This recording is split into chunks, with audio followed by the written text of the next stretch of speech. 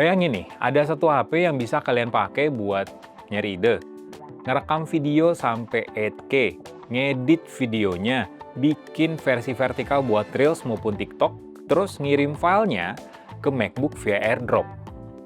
Nih, Samsung Galaxy Z Fold 8.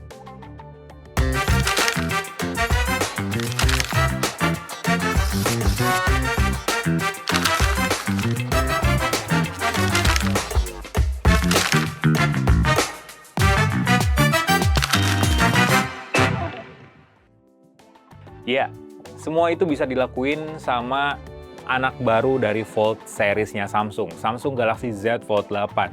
Tapi sebagai konten kreator nih ya, ada satu hal yang jadi satu catatan terbesar yang harus gue ingetin buat kalian semua para kreator konten mungkin.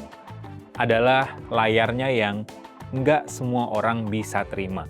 Jadi smartphone ini punya cover screen yang pendek tapi agak lebar. Terus kalau dibuka smartphone-nya, terpampang deh layar utama dengan rasio 4:3 yang cukup lebar dan pas lah buat multitasking.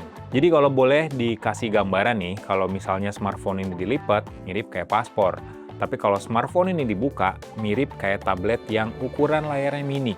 Sedikit ngingetin gue sama iPad mini atau Huawei MatePad mini. Jadi Samsung jadi kayak smartphone lipat foldable pada umumnya ya. Jadi ada dua layar di bagian luarnya. Smartphone ini punya layar ukurannya 5,5 inch yang rasionya itu mengotak banget, 10:16. Jadi kalau dipakai secara vertikal ya emang berasa kecilnya gitu ya, lebih kecil dibandingkan sama smartphone lain pada umumnya, termasuk juga Samsung Galaxy Z Fold 8 Ultra yang rasionya udah kayak smartphone mainstream sekarang.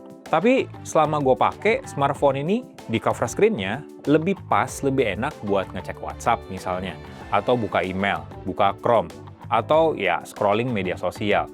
Layarnya so far masih nyaman-nyaman aja.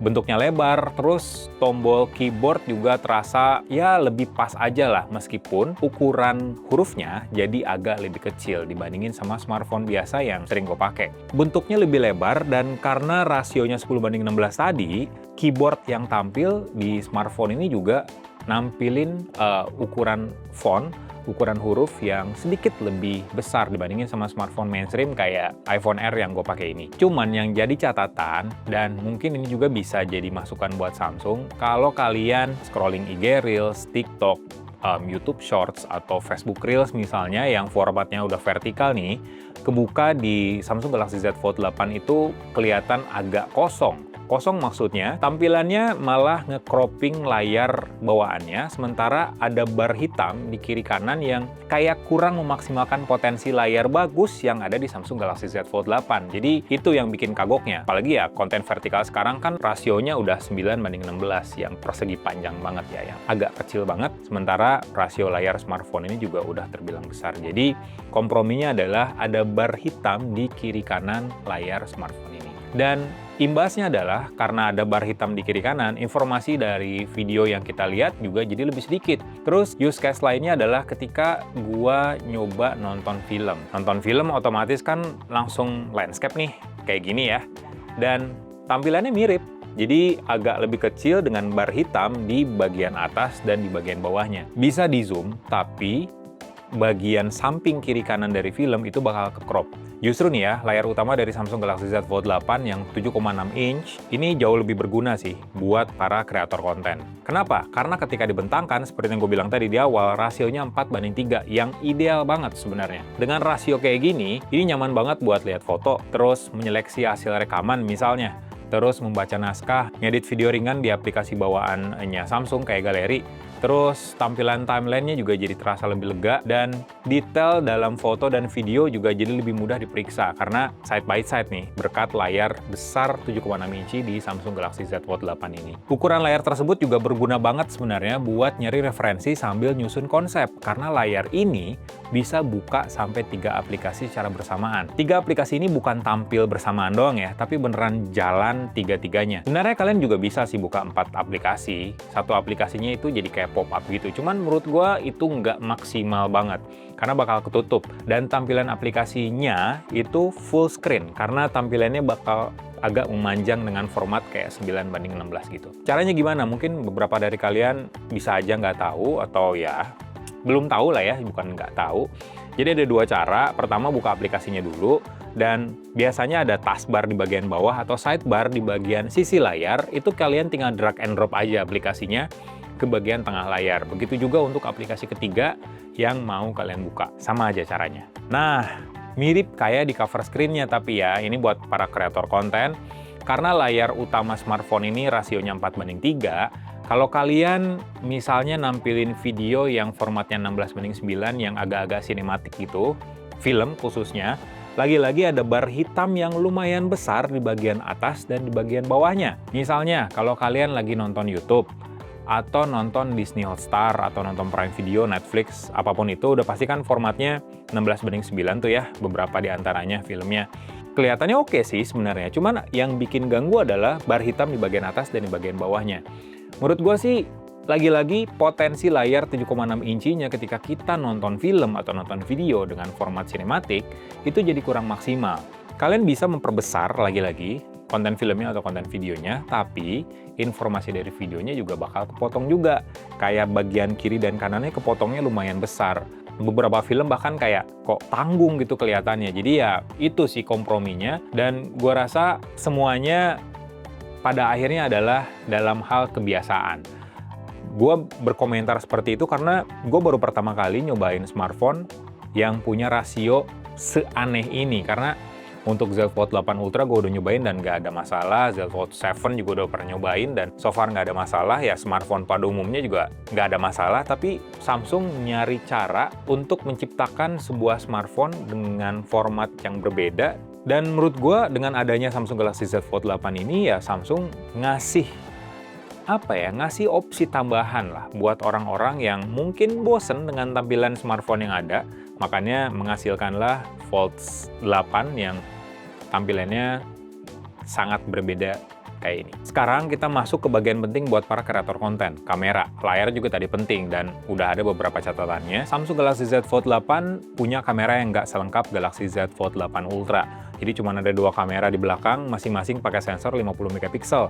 Ingat, nggak ada lensa telefoto, apalagi periskop telefoto di smartphone ini. Cuma ada kamera wide angle sebagai kamera utamanya. Ini bidang pandangnya sekitar 85 derajat, terus kamera ultrawide di 120 derajat. Kamera utamanya udah OIS, bisa 2 kali optical zoom juga, meskipun ya hitungannya kayak cropping dari gambar yang dihasilkan juga. Terus kamera ultrawide-nya juga udah ngedukung autofocus, jadi kalian bisa ngambil foto makro juga pakai smartphone ini. Masing-masing di layarnya itu kamera selfie-nya 10 megapiksel, jadi mirip kayak varian ultranya. Gue sih pakai memang agak singkat, tapi ya beberapa fotonya diambil pakai smartphone ini. Kamera utamanya kasih karakter warna khas flagship-nya Samsung banget sebenarnya. Warnanya hidup nih ya, terus kontrasnya tuh kuat banget, tapi masih enak dilihat dan nggak berlebihan. Ibaratnya ready to post lah. Hasilnya bagus, jadi minim edit, detailnya juga bagus, tekstur aspalnya lah. Jadi dari gambar yang diambil pakai smartphone ini, terus kayak ranting pohon, daunan kecil, sampai garis pada permukaan kayu juga masih bisa ditangkap dengan jelas oleh kamera utama smartphone ini. Kemampuan HDR-nya, High Dynamic Range-nya, itu juga bisa diandelin banget pas lagi motret dalam kondisi cahaya yang sulit, cahaya yang menantang. Jadi kamera misalnya diarahkan buat membelakangi matahari nih ya. Bentuk mataharinya tuh tetap kelihatan bulat, tetap kelihatan jelas gitu ya. Gradasi jingga di langitnya juga terekam dengan sangat bagus, sedangkan detail di bagian bayangannya itu masih dipertahankan dengan sangat baik oleh sistem kamera smartphone ini. Kamera ultrawide-nya kayak gimana? Nah, karena sensornya sama 50 megapiksel, hasilnya 11-12. Dan gue tuh memang penggemar lensa ultrawide flagship-nya Samsung karena minim distorsi di setiap sudut-sudut gambarnya. Hasilnya tuh enak banget gitu untuk sebuah kamera ultrawide yang biasanya dianaktirikan oleh banyak vendor smartphone. Warnanya terus kontrasnya juga konsisten, bisa juga ngambil foto makro dari jarak yang lumayan dekat, detail kecil kayak serat kayu gitu ya, kayak tekstur baut, karatnya juga bakal kelihatan dengan sangat baik. Jadi ya kamera ultrawide di smartphone ini sebenarnya powerful. Terus buat ngerekam video juga, kalian bisa ngerekam di resolusi 4K pada 60 fps atau 8K di 30 fps di mode SDR atau non-mode SDR. Terus kalian juga bisa nyalain horizontal lock karena udah jadi fitur standar di smartphone ini. Ada lock video juga, itu udah ada fiturnya di sini. Nggak usah masuk ke mode Pro, mode video juga udah tersedia mode lock videonya. Kalau buat kalian yang belum tahu, horizontal lock itu kayak membantu rekaman tetap stabil dan rata ketika video diambil sambil bergerak. Waktu S26 Ultra rilis, itu banyak banget konten-konten viral yang diputer-puter smartphone-nya. Kalian ingat nggak sih? Nah itu, horizontal lock. Terus untuk log video, itu kasih ruang buat para editor video buat color grading. Jadi hasil keluaran videonya itu warnanya kayak plain banget, jadi tugasnya editor video buat ngewarnain videonya sesuai keinginan mereka. Terus ada fitur yang menarik juga buat kalian para kreator konten adalah dual recording. Dual recording ini buat ngerekam pakai kamera depan dan kamera belakang sekaligus. Jadi di resolusi tertinggi kalian bisa bikin kayak video wawancara lah, atau bukan podcast ya, kayak konten-konten ngobrol ala-ala gitu ya. Sebenarnya kualitas mic dari smartphone ini juga udah bagus, karena ada audio eraser juga di bagian Galaxy AI-nya. Jadi ya, kalian bisa bikin video, objeknya kerekam, kaliannya juga sebagai hostnya juga kerekam oleh smartphone ini. Cuman ya tadi kurangnya, karena nggak ada kamera telefoto, jadinya agak kurang banget kalau kalian bawa smartphone ini buat motret objek dari jarak jauh atau ngonten video yang kebetulan objeknya dari jarak jauh, misalnya konser, atau motret objek nan jauh di sana pas kalian lagi ngedaki gunung, melewati lembah gitu misalnya ya.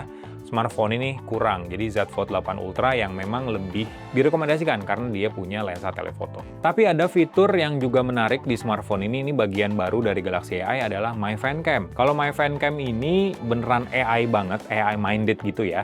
Istilahnya adalah ketika video direkam, kayak konser atau orang lagi berjalan lebih dari 2 orang misalnya ya, kalian cuma mau ngefokusin 1 orang aja. Ya Galaxy AI bisa ngedeteksi tuh orang-orang mana aja yang pengen kalian, yang terdeteksi di video itu, dan kalian tinggal pilih orangnya. Otomatis videonya bakal di cropping dan ngikutin kayak auto framing ke orang yang udah kalian tentuin. Dan kalian juga bisa nentuin keluaran videonya, rasionya mau kayak gimana, mau potret, landscape, kotak, bisa semua, dan semuanya kerja langsung di galerinya Samsung. Jadi udah nggak usah install aplikasi tambahan lagi. Ada satu fitur lain juga sih yang menurut gue kayak ini berguna banget buat para kreator konten, karena harus diakuin juga ya, para editor video udah pasti beberapa diantaranya, sebagian besar bisa dibilang pakai perangkat Mac. Ya nggak, Bud? Ya, pakai MacBook Pro seenggaknya. Dengan Android 17 One UI 9 di smartphone ini udah bisa ngirim file yang mungkin udah kalian rough cut gitu ya, kayak edit-edit kasar di bawaan galeri bawaannya Samsung buat dipindahin ke MacBook, atau file-file mentah video, foto buat dikirim ke MacBook ataupun ke iPhone ataupun ke Mac, itu lewat Quick Share, karena Quick Share di smartphone ini udah kedetek sama AirDrop. Jadi begitupun sebaliknya, kalau kalian mau ngirim AirDrop ke smartphone ini juga bisa, Quick Share-nya kedetek juga. Jelas kayak memudahkan banget, kalian gak usah share file lewat Google Drive misalnya atau flash disk, lewat Quick Share aja dan hasilnya beneran sangat cepat. Mirip kayak Quick Share antara Android aja sih. Jadi sebenarnya lagi-lagi seperti gue bilang tadi, buat para kreator konten yang mungkin berniat untuk beli Samsung Galaxy Z Fold 8 sebagai daily driver mereka, satu hal pertama yang gue ingetin adalah kalian harus terbiasa dulu dengan rasio layar yang baru di smartphone ini. Gue sendiri di awal beneran kagok banget megang smartphone yang agak lebar tapi pendek layarnya gitu. Terus kalau dibuka nggak berasa lega aja gitu layarnya dibandingin sama Samsung Galaxy Z Fold 8 Ultra misalnya. Tapi lama-kelamaan kalau udah tahu fungsinya dan tahu cara pembagian mana yang pas buat dibuka di layar cover screen atau di layar bagian dalamnya, itu enak kok. Gue sejauh ini pakai smartphone ini untuk cover screen itu lebih ke aktivitas yang ringan-ringan, buka WhatsApp, terus ngetik tipis-tipis atau browsing. Tapi kalau agak lumayan menuntut nih kerjaannya, kalau lagi mobile gitu ya, langsung buka layar bagian dalamnya, bagian samping buka Chrome, bagian samping buka Notes, bagian tengahnya kadang buka YouTube atau konten-konten lain yang ngebantu gua untuk nyari referensi-referensi konten-konten yang menarik buat di Uzone. Di luar layarnya kameranya juga bagus. Meskipun minimalis cuma 2, tapi kamera utama dan kamera ultrawide-nya beneran dimaksimalin potensinya oleh Samsung. Oleh banyaknya fitur di smartphone ini, mulai dari perekaman sampai 8K 30 fps, di mode non maupun di mode SDR. Kamera depannya juga bisa ngerekam resolusi tinggi, ada My Fan Cam pula, dual recording, audio eraser, banyak banget. Dan semuanya tersedia di galeri bawaannya Samsung pula buat editing tipis-tipis, mau video, mau foto, ada di galeri smartphone ini. Tadi, Quick Share itu memudahkan banget sih buat transfer file gambar, dokumen, video, apapun itu ke perangkat Apple maksudnya. Jadi selama gue pakai smartphone ini sih fine-fine aja buat dipakai buat cari referensi konten, ngerekam, ngecek hasilnya, ngedit tipis-tipis, ngebalesin chat, ngupload konten dari perangkat yang sama. Ya, seenak itu sih ya selama gue pakai Samsung Galaxy Z Fold 8 sekitar semingguan terakhir ini. So gitu aja sih sudut pandang gue sebagai kreator konten, sebagai jurnalis juga selama pakai Samsung Galaxy Z Fold 8. Like video ini, kasih komen, dan share jangan lupa. Bye!